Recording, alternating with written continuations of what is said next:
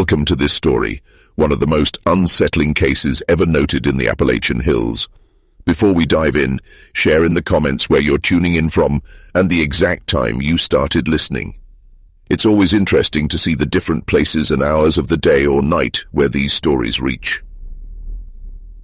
The winter of 1883 came hard across the Appalachian ridges, a dry, bitter season that left the birch forests pale and skeletal against the frost. In the valley near Laurel Fork, few traveled after dusk. Roads wound through steep hollows and narrow creek beds, half swallowed by fog and silence.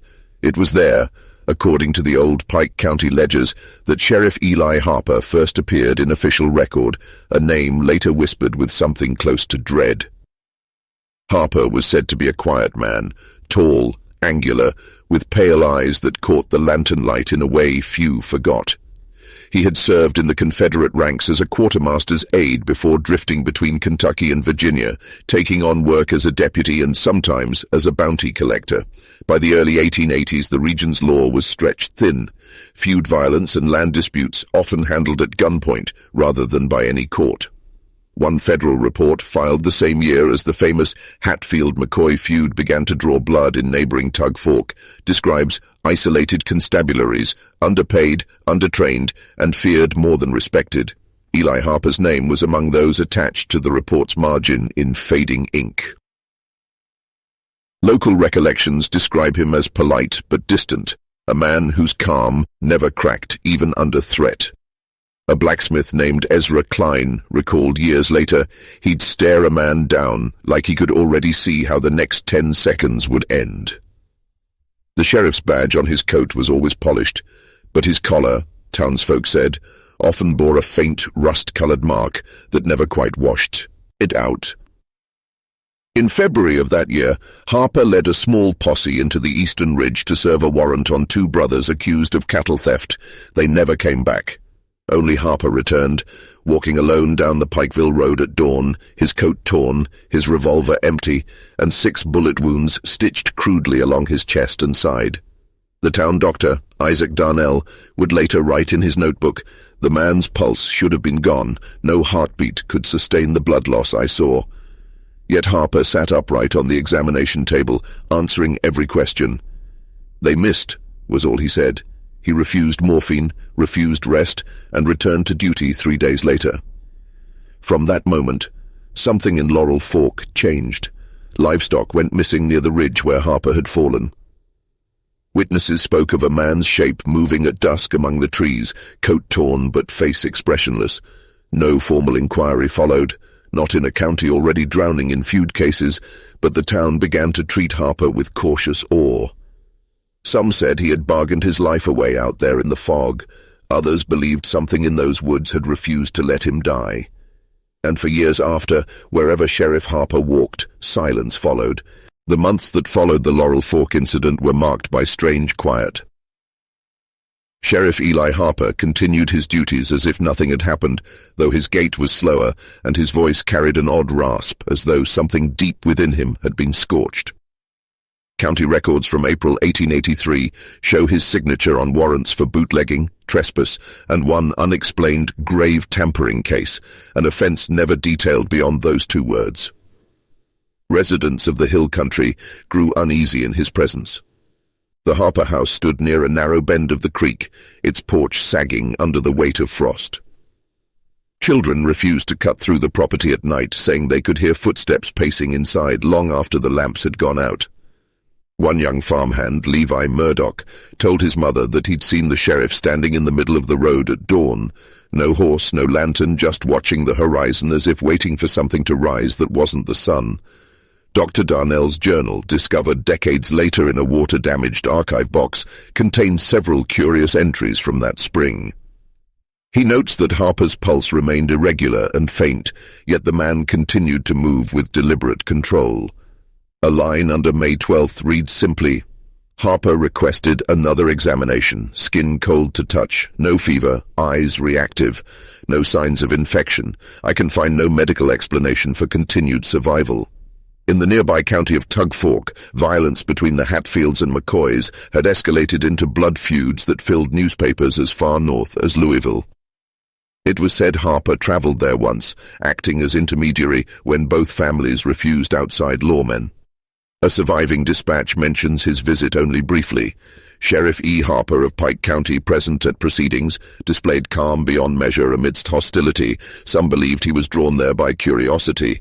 Others whispered that he was studying how men could kill and keep walking afterward. By midsummer, his behavior turned stranger. He no longer slept in his own house, choosing instead the jail's back office, where he sat reading late into the night. Witnesses claim he spoke softly to himself, or perhaps to someone unseen. When asked what kept him awake, he'd answer, "I'm listening for what I missed that night." No one pressed further. In July, thunder rolled across the Appalachians for days. The valley's humidity thickened, trapping heat like a fever. On the morning of the 19th, Harper was found standing outside the jailhouse before sunrise. Coat drenched, hat gone, revolver clean. He told Deputy Greer that he'd gone walking to find the ridge again, though no one could say what he meant. That night, a farmer reported a strange light flickering on the far slope of Laurel Fork, as though lanterns moved in slow procession through the trees. When a small search party investigated the next day, they found only scorched ground and the faint outline of boot prints leading back toward town. The sheriff said nothing. But from that point forward, none of his men would patrol alone. By the autumn of 1883, the town of Laurel Fork had come to accept that something about Sheriff Harper defied ordinary explanation.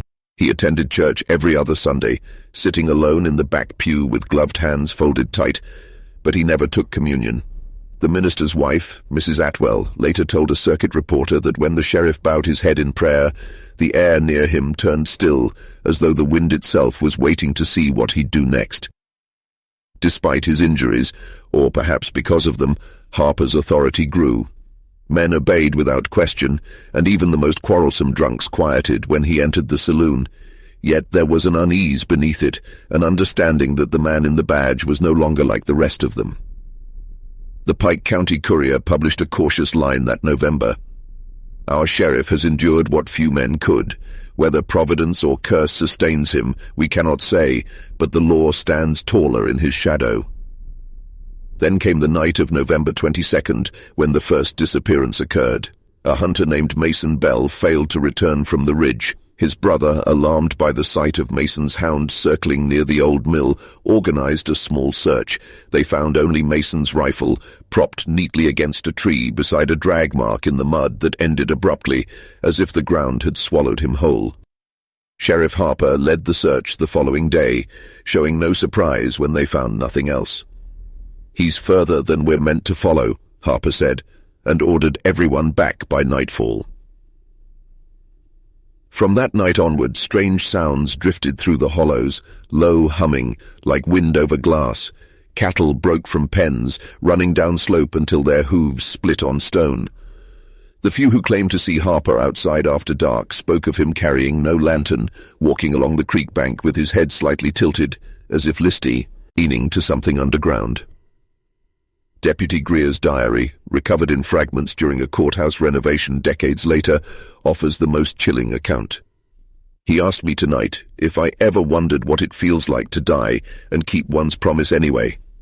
I told him not to talk such nonsense. He smiled, first time I'd seen it since the ridge, and said, 'You will one day, but not here.'" Around this time, Reverend Atwell invited a traveling physician from Charleston, Dr. Wilkes, to re-examine the sheriff. Wilkes described the man's condition as anatomically impossible.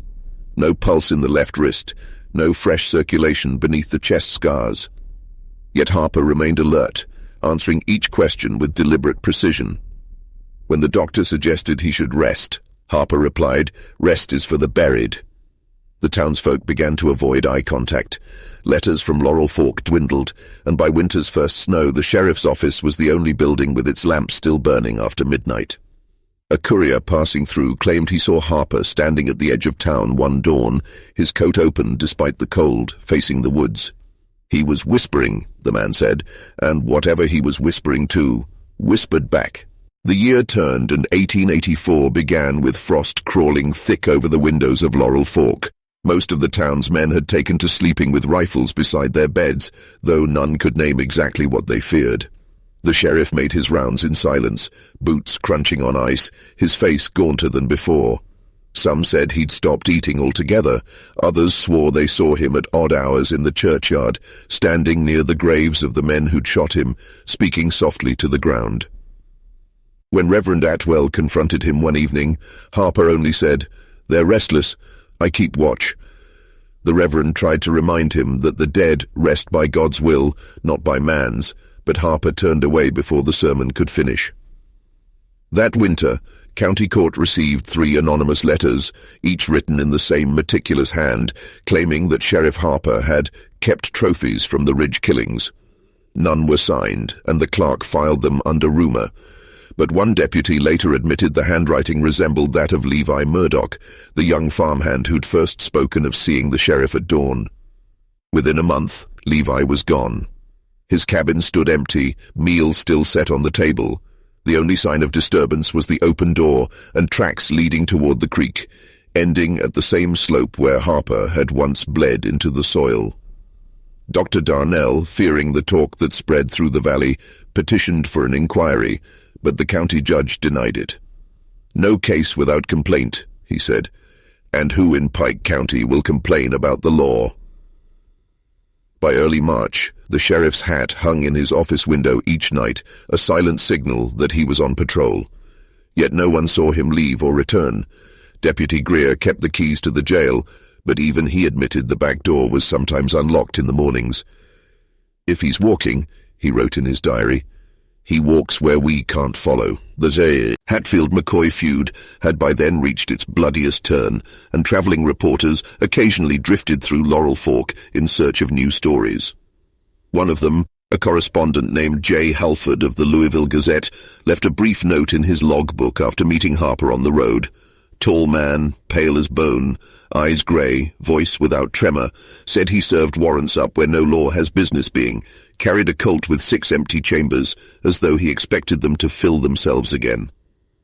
No one knows where Halford heard of the sheriff's wounds, but his article never reached print. The Gazette archives list it as withdrawn before publication.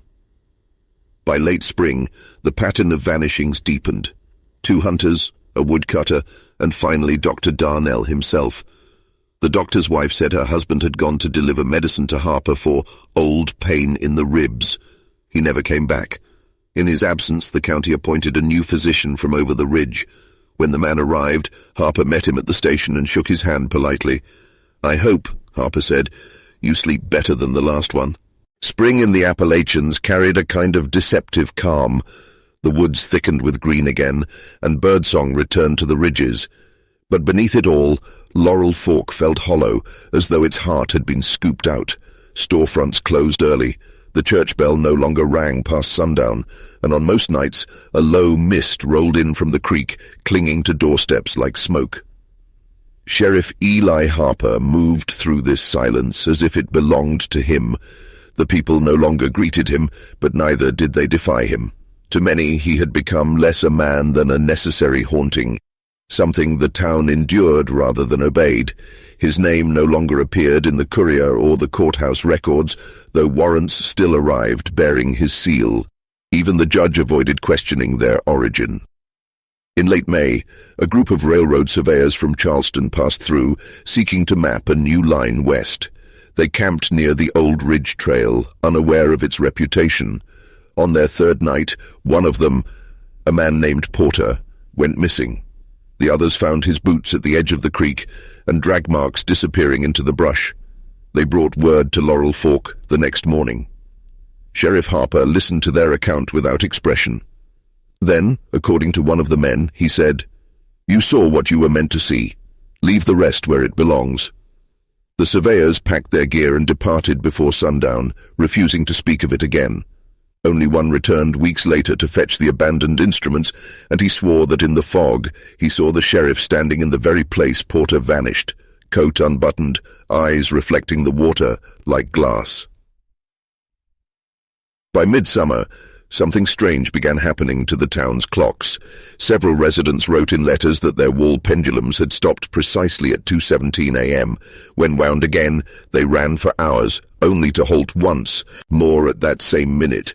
Harper, when told of it, said nothing, but his deputy, Greer, marked the time in his journal beside a single sentence. That was when we heard the shots. The county commissioners called for Harper's reassignment to Pikeville in August, citing his overlong term of service and the strain of isolation. The letter was formal, cautious, the kind meant to move a man quietly without offense. He never answered. Instead, the messenger who delivered it found the sheriff's office empty, papers stacked neatly on the desk, and the old hat still hanging in the window. The keys rested beneath it, tied with a strip of faded cloth that looked, the messenger said later, too dark to be merely dirt. For 3 nights, the town went without its lawman. Then, just before dawn on the 4th, a rider coming from the ridge claimed to have seen a lantern swinging between the trees. He followed it as far as the creek before realizing the light wasn't moving forward. It was floating in place. When he called out, a voice answered, calm, even, and unmistakably human. "I told you," it said. "I keep watch." The rider fled before sunrise and never spoke of what else he heard. By early autumn of 1884, the sheriff's office had become a kind of shrine. The hat in the window gathered dust, and flies settled on the dried ink of the final log entry. All quiet tonight. No date followed it. For weeks, no one dared remove the record book from the desk. Deputy Greer, now the highest-ranking officer in Laurel Fork, wrote to the state marshal in Charleston requesting official relief. His letter, preserved in the Pike County Archive, reads in part, "There is no body to bury, no proof of death, but the absence is louder than any funeral." The state sent no reply. Feud killings in neighboring counties kept their attention elsewhere, and the town was left to manage itself. But as September deepened, odd disturbances began again. Faint hammering in the hills, dogs refusing to approach the jailhouse, and the smell of gunpowder drifting through the fog on windless nights. Greer organized night watches, though no one volunteered more than once. One man claimed he saw the sheriff walking the ridge path with a light in his hand, pausing to look back toward town. Another swore he heard boots on his porch, but found only a trail of ash leading to the gate. Among the few who still kept journals was Mrs. Atwell, the minister's wife. Her entry from September 18th remains one of the most detailed. "Something stirs in the woods beyond our house. It walks slow, deliberate, like a man returning from labor. When I prayed for its peace, the steps stopped.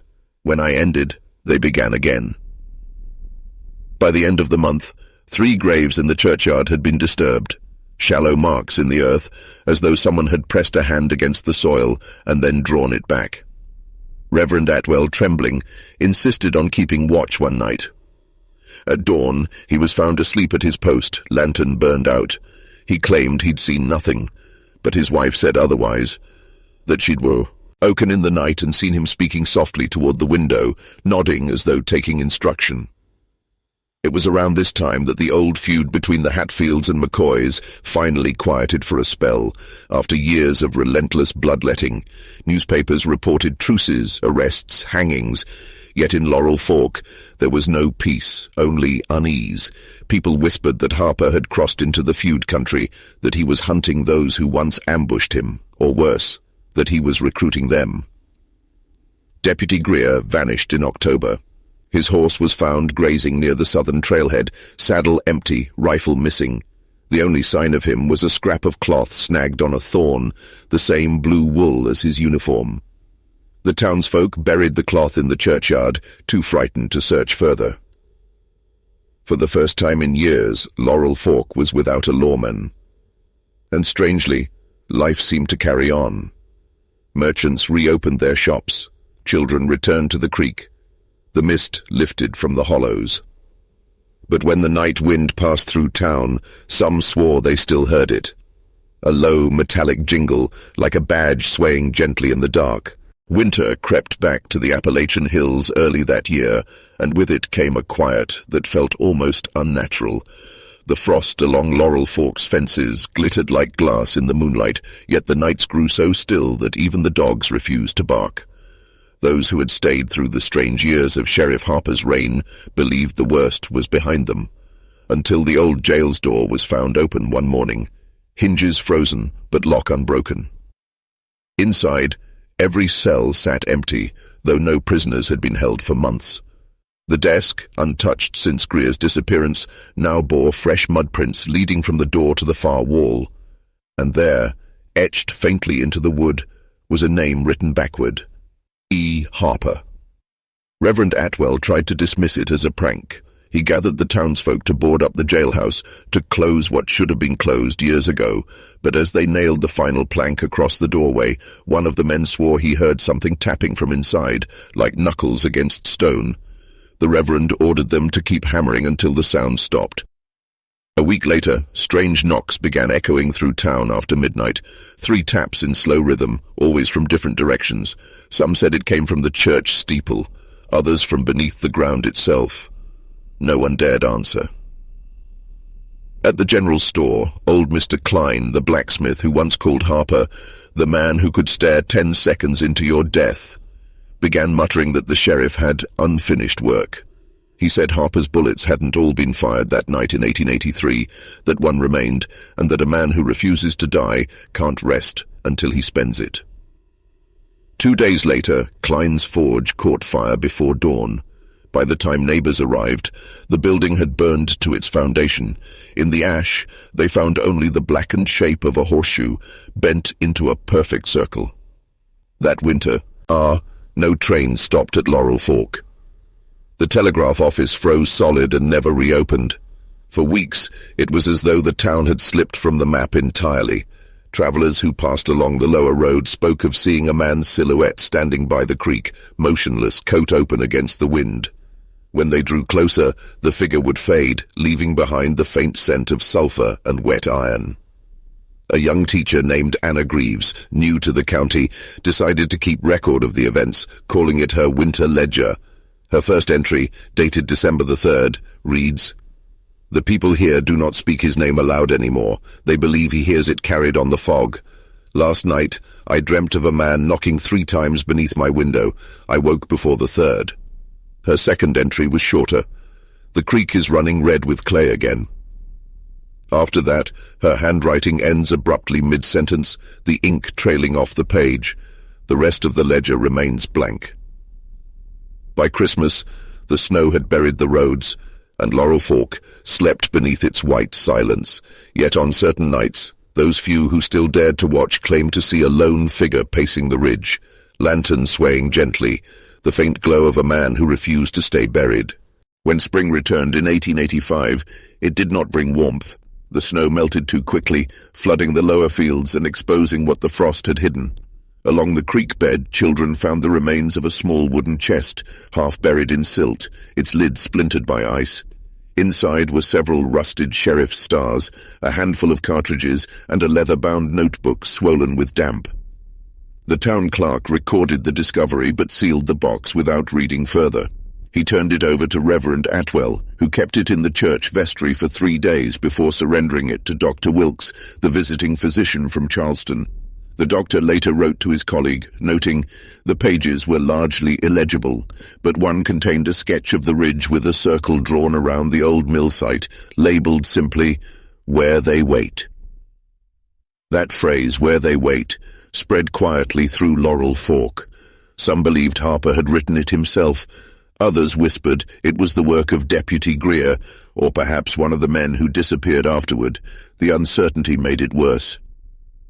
Late that month, a traveler, a Bible salesman named Jasper Hoyle, stopped at the boarding house on his way to Kentucky. He told the innkeeper he'd come from the western slope and seen something peculiar near the ridge, an old wooden cross nailed high into an oak tree, freshly carved with the letters E.H. Beneath it, he'd found 6 bullet casings arranged in a circle, their brass polished clean, as if someone had been tending them. The next morning, Hoyle was gone. His horse remained tied behind the stable, but his bed had not been slept in. The innkeeper's wife later found a damp scrap of paper pressed between the Bible pages he'd been carrying. It read, "He keeps the count." Dr. Wilkes, determined to make sense of the mounting stories, organized a small team of locals to examine the ridge site. He bruised. Out with him Reverend Atwell and 2 men from the telegraph office. They left just after sunrise and were expected back by evening. Only the Reverend returned, hatless and trembling, his clothes streaked with mud. When asked what he'd seen, He could only repeat the same phrase over and over. He stood where he fell. He stood where he fell. That night, Wilkes's horse returned riderless, reins torn, flanks streaked with something dark. The physician's bag was still tied to the saddle, and inside it were the contents of Harper's notebook, every page now blank. The ink had vanished completely. For the next several weeks, Laurel Fork fell into near silence. Church attendance ceased. The mill shut down for lack of workers, and every evening, just as the sun dipped behind the ridge, the same sound would echo faintly across the hollow, 3 knocks, slow and hollow, as though struck from beneath the earth itself. One night, in early April, the sound stopped, and for the first time in years, the town slept through the dark without interruption. But when dawn came, the boards that sealed the old jailhouse had been pried loose from the inside.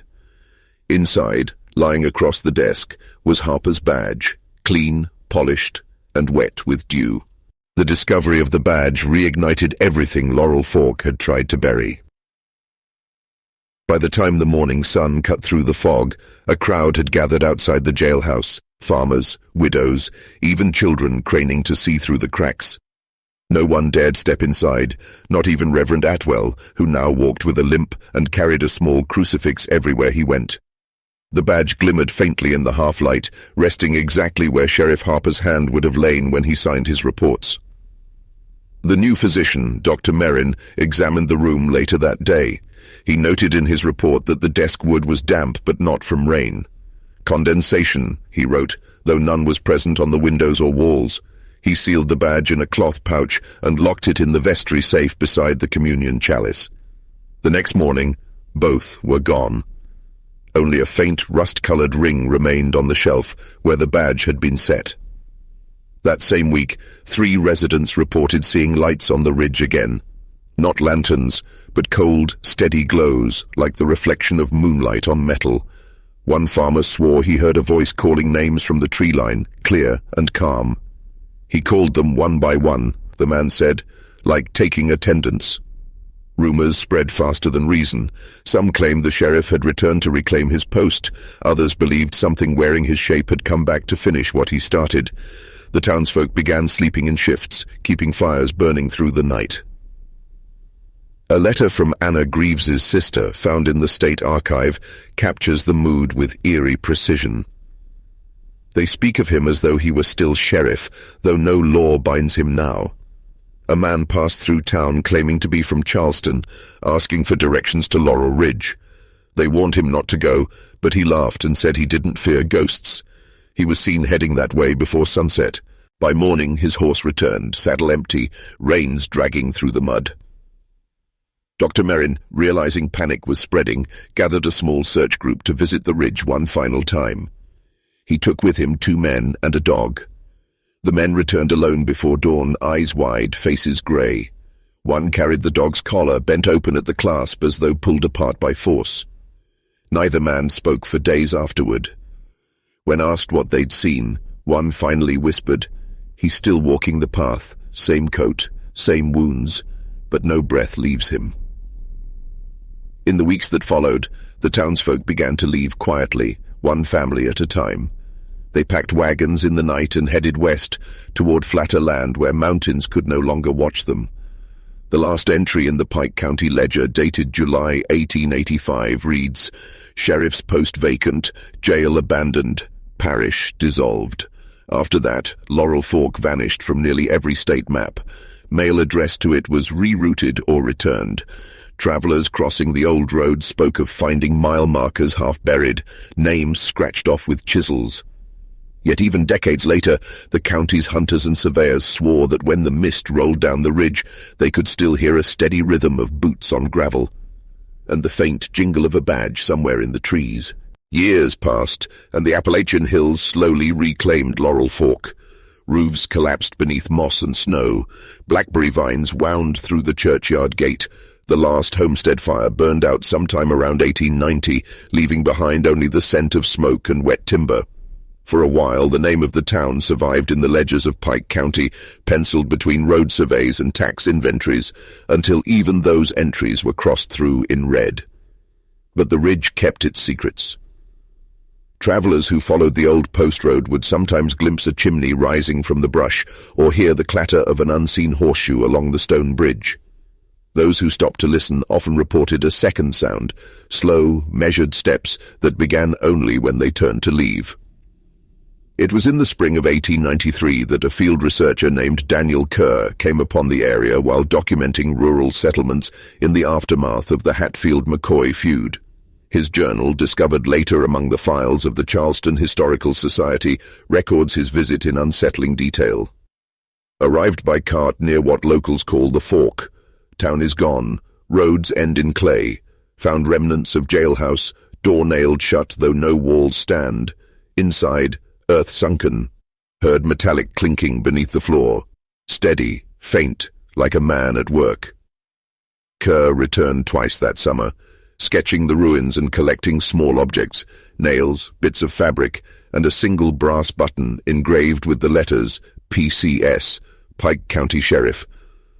On his third visit, he noted that the jailhouse door was open again. No footprints, he wrote, ground dry. Something has walked here without weight. He left that day before dusk and never returned to the region.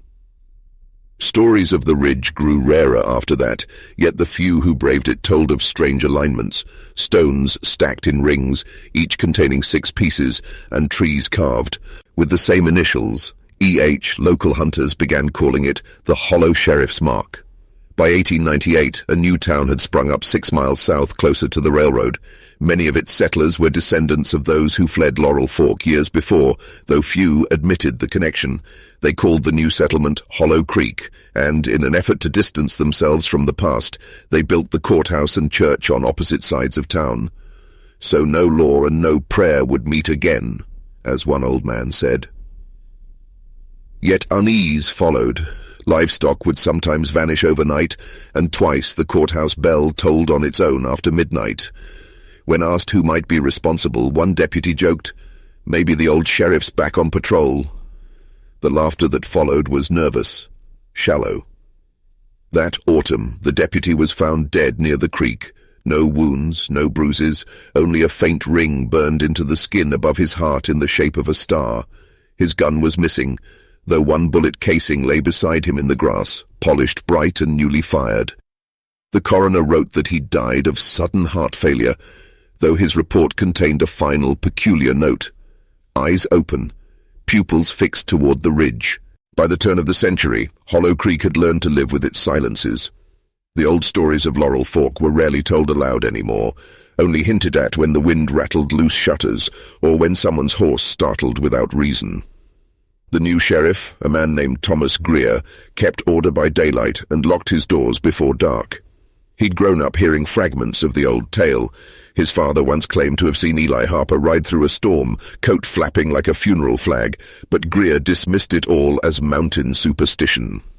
Still, the badge of his office troubled him.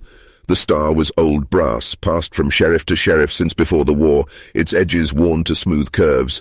One night, while polishing it, Greer noticed faint scratches along its rim, letters so shallow they'd nearly vanished. Holding it to the lantern light, he could just make them out. E.H.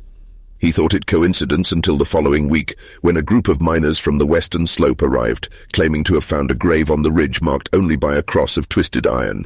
Beneath it, they'd uncovered a rusted revolver and a folded scrap of parchment that read, "The count remains 6. The sheriff confiscated the items and stored them in his office. But from that night forward, something in Hollow Creek shifted. The dogs refused to go near the jailhouse, and the miners who'd unearthed the grave left town before dawn, refusing to take payment. One of them, interviewed years later, said, "We never touched the thing, it touched us." Greer tried to dismiss the unease with reason, even wrote a report to the state marshal explaining the supposed discovery as misidentified debris. But each night as he filed his papers, he heard faint clicks from the shelf where the revolver lay, like a cylinder turning under an unseen thumb. In July of 1901, heavy rain flooded the ridge road, washing away several trees and exposing parts of the old Laurel Fork foundation. Among the debris was a headstone fragment bearing the date 1883.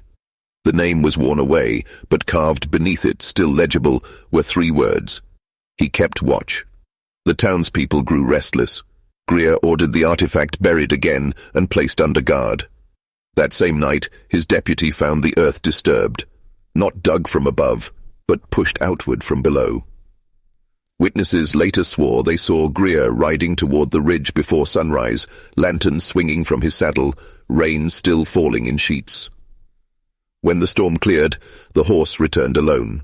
The saddlebag was missing, and the brass badge he'd worn for years was found pinned to the church door, dripping with water though no rain had touched the town since dawn.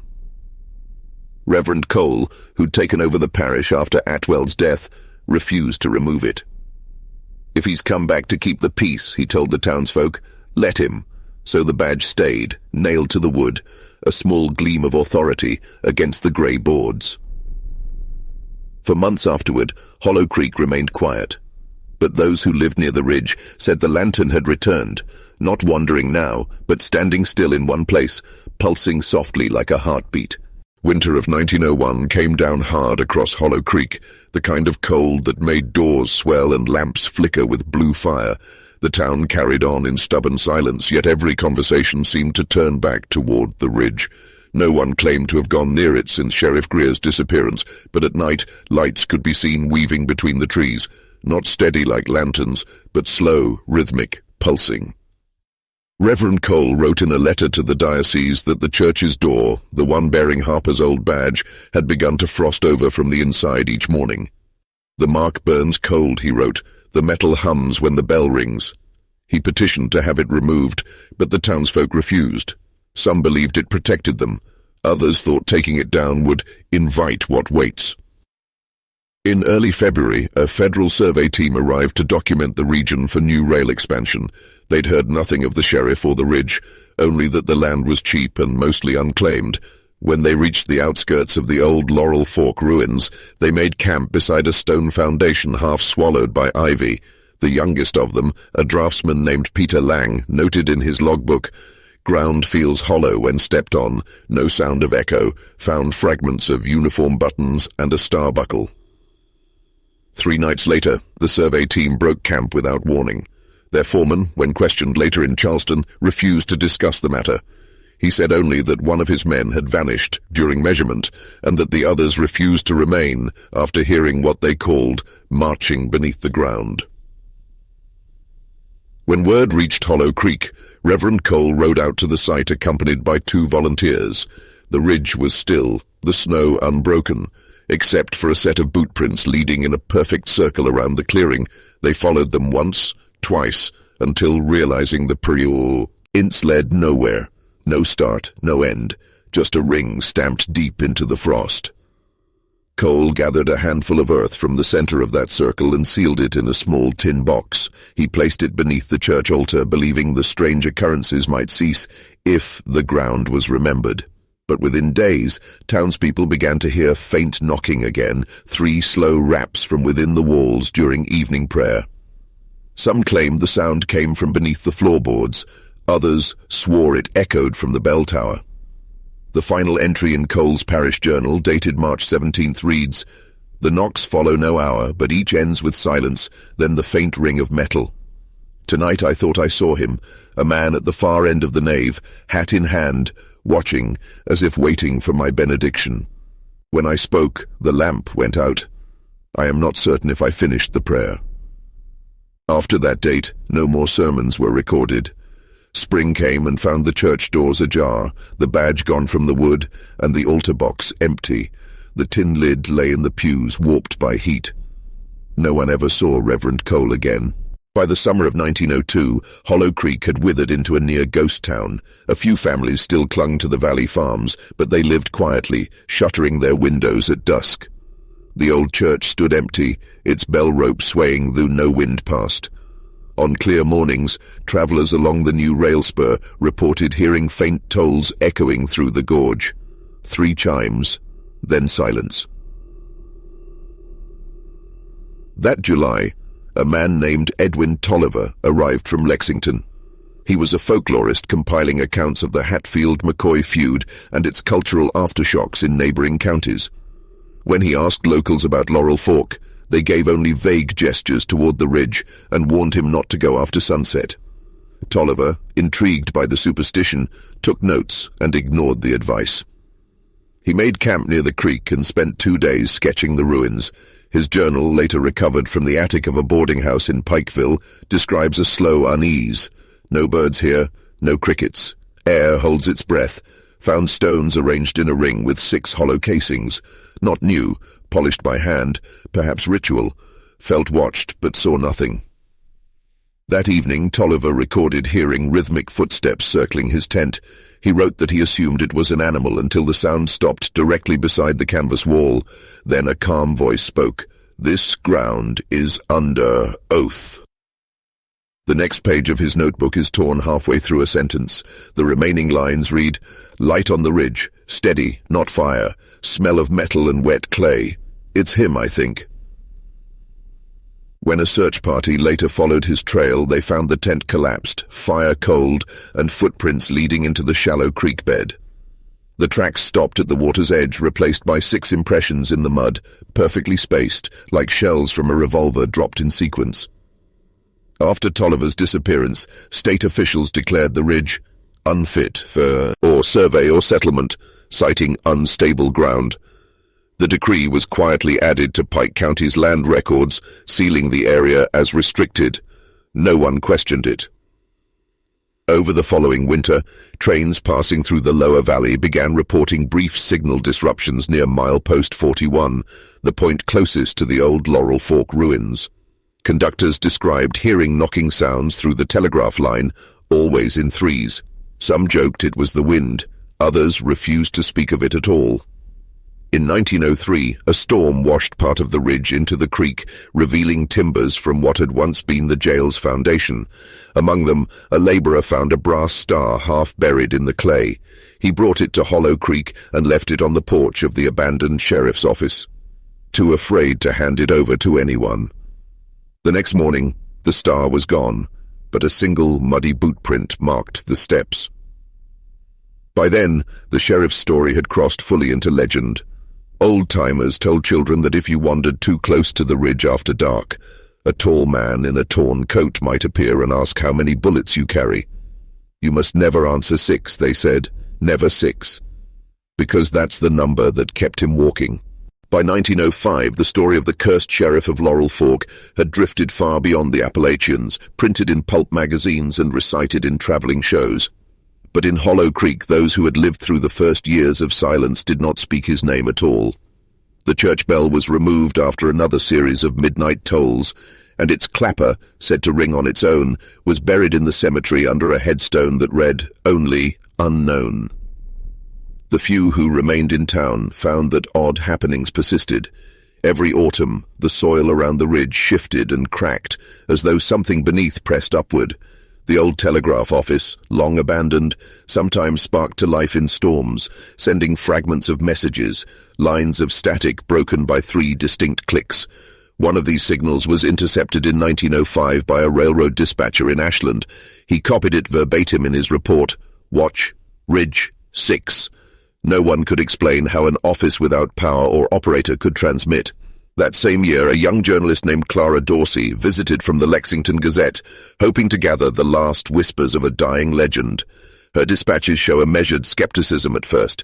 In her initial article, she wrote, "I find no ghosts here, only the long memory of fear and the quiet courage of those who stayed." But her tone changed after her second week. The last draft she mailed before vanishing contained this passage. "I saw the badge. Not a relic, not imitation. It was wet with dew, and the name was still carved on the back. The metal hummed when I touched it." The envelope that carried those words reached the newspaper office empty. Only the outer cover remained, damp and smelling faintly of iron. The postmaster in Hollow Creek swore it had left sealed and intact. Afterward, the Gazette quietly withdrew its planned series on Appalachian folklore. By 1906, the ridge was officially closed to travelers. The new railway bypassed it entirely, cutting through the valley instead. Those who lived along the line told of seeing a lone rider pacing the hillside whenever the night trains passed, a silhouette barely visible through mist, moving in time with the locomotive's wheels. Conductors began calling the stretch Sheriff's Mile. Some even swore that if you blew the whistle twice in respect, the lights would steady and the fog would clear. But if you ignored it, the train would shudder as though hitting unseen resistance. An engineer named Walter Hayes refused the superstition, dismissing it as mountain nonsense. On an autumn night in 1907, his engine stalled without cause near the ridge.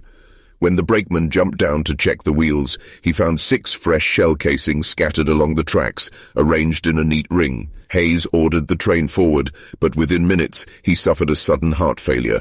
His body was found still gripping the whistle cord, eyes open toward the trees. After that, the railway company posted an unmarked cross beside the line. The trains still whistle twice as they pass the ridge, though none of the crews can say exactly why. It's simply what's done. Habit, born from fear, too old to explain. And sometimes, when the echo fades, another whistle answers from the woods. By 1908, the county lines had shifted again, and whatever remained of Laurel Fork officially ceased to exist. The state survey maps no longer labeled the area at all, just a patch of pale grey terrain between creeks, marked uninhabitable. Yet those who lived within a few miles of the ridge still spoke of it in low tones. They said the ground there never froze, that no snow would stay on it, and that if you pressed your ear to the soil, you could hear a faint heartbeat underfoot. That spring, a travelling photographer named Samuel North decided to visit what he called the Forgotten Parish. He'd heard the legends from a brakeman and wanted to capture the ruins before they disappeared. His first plates show empty foundations, collapsed beams, and the skeleton of a church steeple leaning into the clouds. But the final plate, the one he never intended to take, was found undeveloped in his satchel years later. When processed, the image revealed the ridge at dusk. Bare trees, soft fog, and a man-shaped shadow standing between 2 broken stones. The exposure was long enough that every branch blurred slightly, except the figure. It was perfectly sharp, eyes catching the last glint of sun. The sheriff's star shone on his chest, bright as polished brass. The photograph was examined by the Charleston Historical Society in 1910 and dismissed as an exposure error, but the technician who handled the plate wrote privately to a colleague, "If it was light, it had eyes. If it was shadow, it cast one." Around that same time, a group of engineers expanding the telegraph route through the valley began reporting strange interference again. Rhythmic static, followed by a slow metallic echo. The signalmen described it as like Morse, but without letters. One tapped the pattern into his logbook: 3 dots, pause, 3 dots, pause, 6 dots. Another operator later realized the sequence translated to the word stand. A few weeks later, the engineer who had decoded the message fell from the ridge bridge, though no one saw him slip. When his body was found, his watch had stopped at 2:17 a.m., the same time the clocks in Laurel Fork once froze. By now, most locals considered the story a curse best left alone, but to outsiders, rail crews, travelers, surveyors, it became something else entirely. A dare. Young men would hike the ridge at night, waiting for the sound of footsteps or the faint ring of a badge. Some returned claiming to have seen a glow moving through the fog. Others never came back at all. One survivor, interviewed in 1912, described the experience with haunted precision. "It's not a ghost," he said. "It's a man still doing his job. He's waiting for the 7th bullet." After that, no one ventured to the ridge again. Hollow Creek faded from census rolls, its population scattered. The last family to leave abandoned their home with dishes still on the table, chairs pulled back as though they'd simply stood up mid-meal and walked away. Years later, when new settlers arrived by mistake, they found the door half open and the walls covered with faint scratches, 6 marks repeated over and over, and a single phrase carved deeper than the rest: "I keep watch." By the early 1910s, the legend of Sheriff Eli Harper had faded from public memory, surviving only in folklore pamphlets and whispered railroad tales. Yet for those who lived near the valley, it was never truly gone. They said that during dry summers, when the creek receded low enough to expose its stony bed, brass fragments would appear among the pebbles, flattened bullets, smoothed by time and water, always in groups of 6. The locals left them untouched, letting the current carry them downstream. In 1913, a geology team from the University of Virginia visited to study the ridge's strange magnetic interference. Among them was Professor Henry Collard, a sober man known for his disdain of superstition. His field notes survive in the university archive, describing curious anomalies: compasses spinning without cause, watches halting when laid on the soil, and faint vibrations felt through iron tools. Collard dismissed the phenomena as iron ore deposits near the surface, but one entry breaks from his usual tone. During the night watch, saw a faint light along the ridge, thought it foxfire until it moved against the wind. Someone, or something, walked parallel to our campfire for several minutes.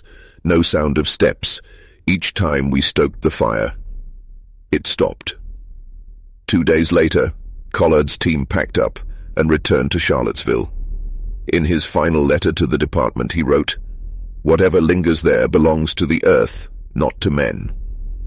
By 1915, Hollow Creek was officially listed as dissolved township.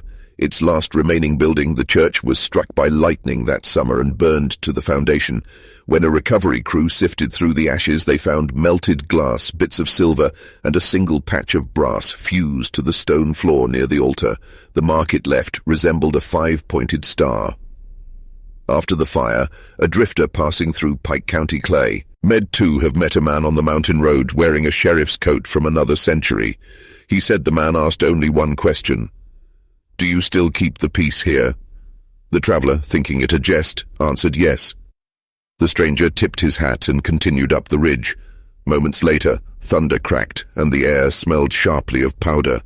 The traveler turned to look, but the road behind him was empty. A letter describing this meeting reached the local paper, but it was never printed, perhaps out of mercy, perhaps out of disbelief, yet copies of it survived among private collectors, where it circulates still, always ending with the same closing line written in a shaky hand. "I don't believe in ghosts, but I believe in duty, and I think he still does too." Each generation since has added its own fragment to the tale. Hunters seeing lights through fog, hikers finding shell casings glinting under moss, trainmen swearing that their whistles receive faint echoes on moonless nights. The name of Laurel Fork rarely appears in official records now, but on maps drawn by hand, the ridge is often shaded darker than the rest. And sometimes, on the quietest nights, when the wind drops and the trees stand still, those who linger too long by the creek swear they hear a single sound: boots striking gravel, measured and patient, followed by the low, steady jingle of a star-shaped badge brushing against a torn coat. By 1917, the ridge had grown wild again, dense with pine and laurel, roots twisting through the foundations of the vanished town. The creek had narrowed into a ribbon of dark water, and all that remained of civilization was the faint outline of a road that led nowhere. Yet travelers still spoke of the same unease, that pressure in the air, as if the mountain itself were listening. That summer, a war veteran named Jonas Avery came wandering through the valley. He'd returned from France with half a lung and too many memories, seeking quiet and work. The county surveyor in Pikeville offered him a simple job: mark property lines through the old Laurel Fork tract. Avery took it, thinking nothing of ghost stories. His journal, found years later inside a tin lunchbox near the ridge, paints a portrait of a man struggling between disbelief and dread. His first entry is practical. Set marker stones, no sign of habitation, air still, birdsong absent. But a week later, his tone changes. Saw movement along the ridge road. Tall man, hat brim low, didn't wave back. Left 6 prints in mud, all the same depth. No horse. Avery began carving notches in trees to track his route, but by the 4th day, he found fresh cuts overlapping his own, deeper, cleaner, older somehow. He described feeling followed not by footsteps, but by intention. On the 5th night, he awoke to the metallic scent of gunpowder, though no weapon was near. His final entry is brief, written in uneven script. He spoke from the dark, asked if I still carried faith in my country. I said yes, he said, then keep watch, and the ground trembled like thunder. When a rescue party found the site weeks later, Avery's tent was intact. His supplies were untouched, his rifle oiled and loaded. Only the man himself was gone. 6 casings lay in a circle near the creek, gleaming as though freshly fired. After that, the land was quietly condemned by the county and fenced off, marked restricted for geological instability. But those who lived nearby knew the truth of what they avoided. On certain nights they'd see the light again, steady, golden, motionless, hovering between the trees, reflecting off something metallic. By the time the Great War ended, the story of Sheriff Harper had drifted into regional folklore. Writers in Charleston and Richmond turned it into plays and serialized tales. The sheriff who wouldn't die, the lawman of the hollow, 6 bullets for the dead.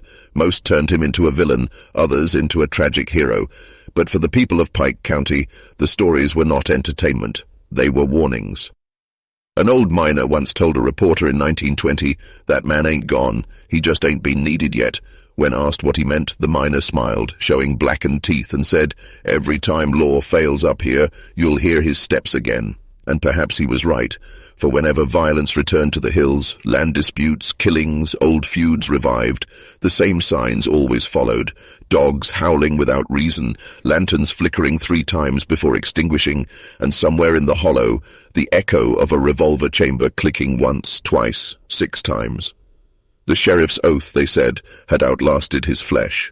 By 1923, few living souls remembered the true name of Laurel Fork. Maps listed the region simply as Appalachian Reserve, though no one could say what exactly was being preserved. The ridge had swallowed nearly everything, the foundations, the graves, the stories, and yet the silence that lingered there still carried weight, as though the ground itself remembered what men had tried to forget.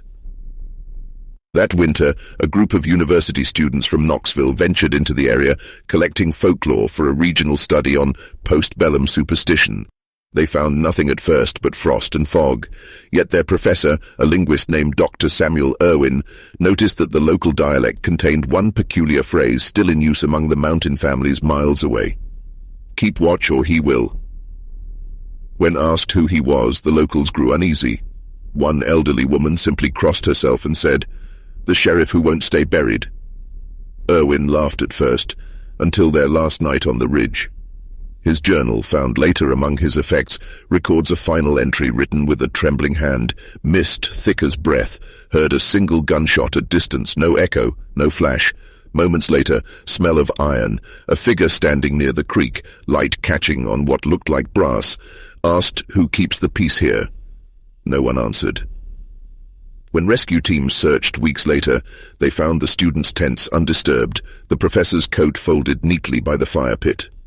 Nearby, the soil was imprinted with 6 deep marks in a perfect arc, as if pressed by unseen weight. After Irwin's disappearance, the university sealed its field notes and forbade further expeditions into the region. The ridge was once again left to its silence. The locals stopped calling it Laurel Fork altogether. Instead, they named it Watchman's Hollow. Decades passed, the trees thickened, and time blurred the edges of the story until it became less of a legend and more of a warning told around campfires. Old railroad workers still claimed that if you pass through the valley after midnight, you can hear a steady rhythm, boots striking gravel, the faint jingle of a badge, and a low, even voice murmuring words no one quite catches.